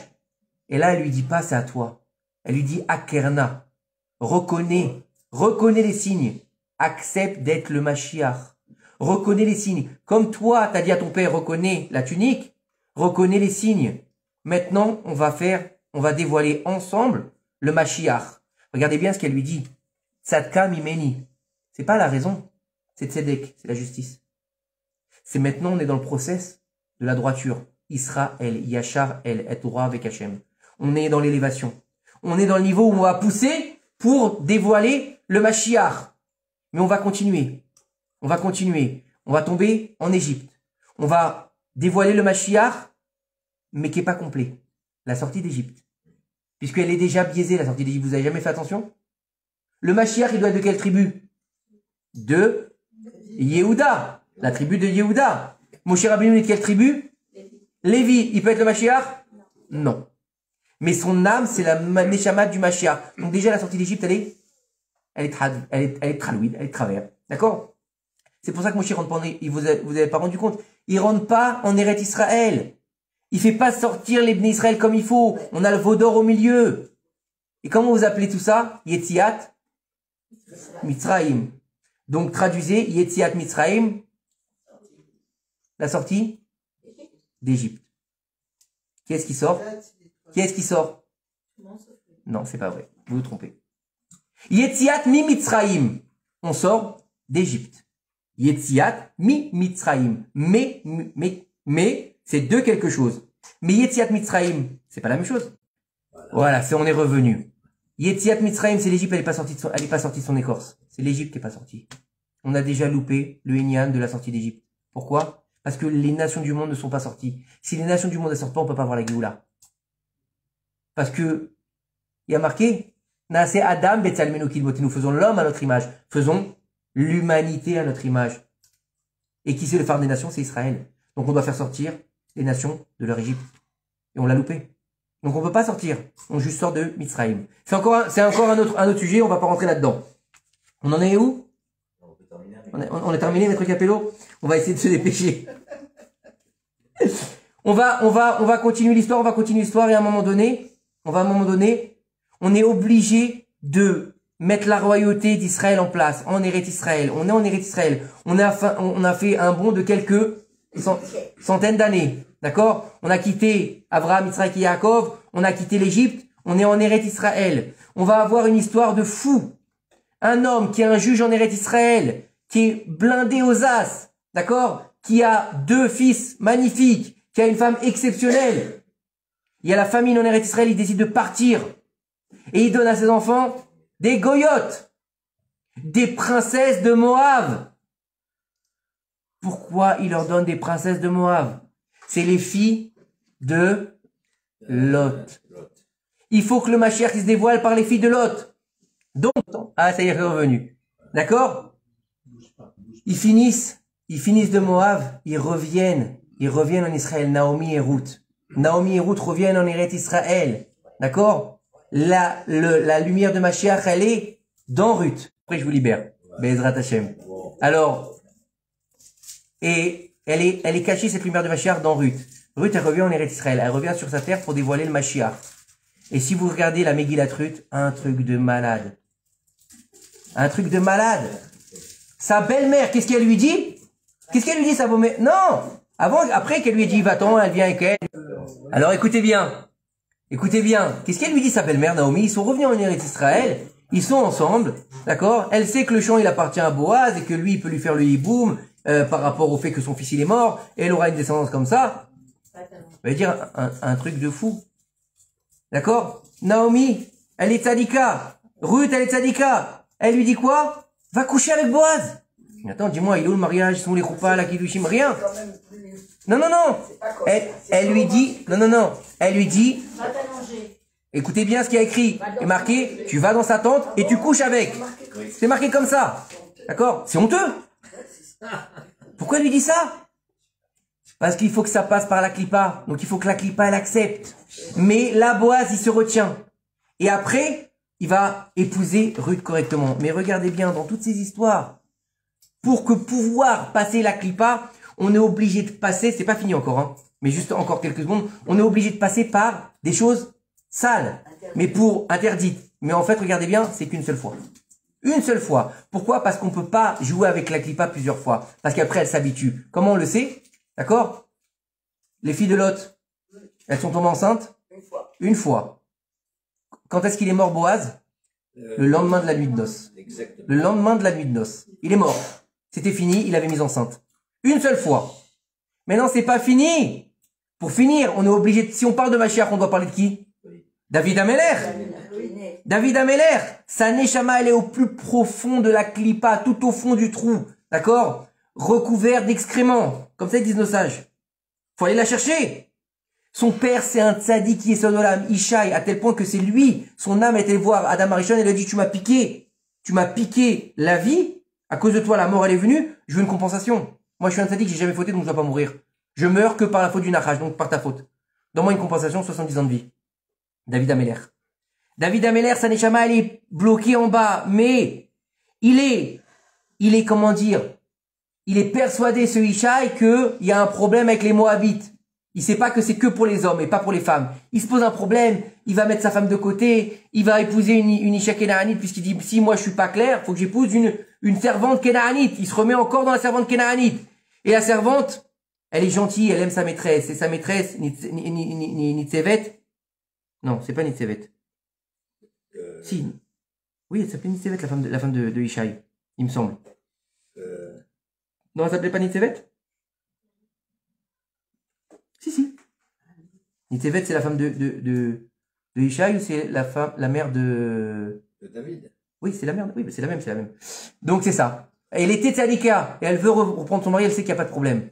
Qu'est-ce qu'elle fait? Un soir, elles échangent, elles s'interchangent et ils voient pas. Exactement comme Rachel et Léa. Alors on peut dire que David Amelech, il est Ben Temura, alors dans ces cas-là, puisqu'il pense à une femme, et c'est une autre. Donc c'est un Ben Temura, il y a un problème, il y a un gars, donc David Amelech, il n'est pas complet. Non. Parce que Ishaï, c'est tellement un tzaddik qu'il pense même pas à la femme. Il pense juste à quoi? Les Shem Shamaim. Il pense à Dieu. Donc il n'y a pas de gamme. D'accord? Maintenant, c'est sa femme qui tombe enceinte. Mais lui, il pense qu'il est avec. Le lendemain, il pense pas que c'est elle. Quelques mois après, on lui dit ta femme elle est enceinte. Il sait pas qu'elle est venue avec lui. Donc c'est un bâtard. C'est un mamzer. David Amelech, il pense que c'est un mamzer. Et en plus de ça, le pauvre, il est pas aidé, il est roux. Il est roux. Donc c'est Esav. C'est un mamzer. Il a rien pour lui. On n'en veut pas de celui-là. C'est le vilain petit canard, mettez-le au champ. 28 ans, il passe dans les champs. Vous connaissez toute l'histoire. Il s'est battu contre un lion. Et ses lionçons, contre un ours. D'accord? Et ses oursons. Il était sur le Réhem. C'est un truc de fou. Il vivait comme un berger. D'accord? Et donc, il faut qu'il récupère ça. Il faut qu'il récupère tout ça. Et donc, il va devoir venir faire David Amelech une fois qu'il a pris ses lettres de noblesse et qu'on voit que lui, c'est le Mashiach, puisque c'est la descendance de Yehuda. Il va devoir utiliser le niveau pour continuer, donc faire venir le Mashiach, de la création du monde. Et il s'appelle comment le monde en hébreu? Teva. Mais il s'appelle aussi Sheva. Nachon ou pas? Vous connaissez cette gématria? Sheva égale Teva. Nachon? Et de combien de jours il est fait le monde? 7 jours. Tout ce qui est dans le monde, c'est 7 jours. Donc il va devoir épouser le monde, il va devoir épouser Bat Sheva. Et de Bat Sheva, on continue, on est galguel jusqu'à aujourd'hui, jusqu'à l'âme du Mashiach. Donc en fait, toute le Inyan de Mashiach, il est où? Il est caché depuis la création du monde. Où ça? Dans l'eau. Dans l'eau. C'est pour ça que tous les rapports qu'on peut voir avec nos ancêtres, ils sont où? Dans l'eau. Abraham, il envoie Eliezer au puits. D'accord? Qu'est-ce qu'il fait Abraham? Il creuse des puits. Yitzhak, il creuse des puits. Moshe, il va avec l'eau. Qu'est-ce qu'ils font avec toute cette eau? Qu'est-ce qu'ils ont? Voilà, ça y est. Alors écoutez pour conclure. Vous croyez quoi? Qu'ils veulent ouvrir? Vous croyez qu'ils veulent ouvrir une chevra d'eau? Ou qu'ils ont que ça à faire de creuser des puits? Vous savez ce qu'ils cherchent, nos avots? Ils cherchent le Mashiach. Quand ils creusent dans les puits, ils cherchent le Mashiach. Ils l'élèvent de la terre. Ils vont chercher le Ilan qui est enfoui dans la terre. Ils cherchent la graine du Mashiach. Et comment tu trouves une graine? En creusant. Ils creusent des puits. Ils vont faire sortir de l'eau. Ils vont faire jaillir de l'eau. Moshe Rabbeinu. Il est qui, Moshe Rabbeinu? À son niveau, il est Mashiach. D'où est-ce qu'il sort, Moshe Rabbeinu? Kiminamaim Meshitiu. Elle le sort de l'eau. Quand est-ce que la Torah a dû donner la première fois? À l'époque de Noach. Qu'est-ce qu'il y a à l'époque de Noach? De l'eau.